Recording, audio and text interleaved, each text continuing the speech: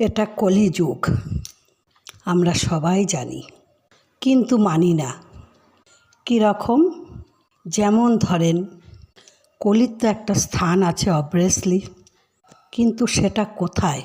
সেই স্থানটা হলো বন্ধুরা, আমাদেরই মতন কিছু কিছু মানুষ এ জগতে আছেন, যিনিরা সর্বদা, যারা অন্যের ভালো দেখে হিংসা করে, ঝগড়া করতে ভালোবাসে, পরনিন্দা পরচর্চা করতে ভয় পায় না, অন্যের ক্ষতি করতে দয়া আসে না, যে কোনো কাজে লোভ বাসনা প্রভৃতি অনেক ধরনের এমন কর্ম কর্নেওয়ালা মানুষ যারা আছেন, দেখুন বন্ধু, স্বার্থ ভালো, কিন্তু অতটুকুই ভালো যতটুকু অপরের ক্ষতি না হয়।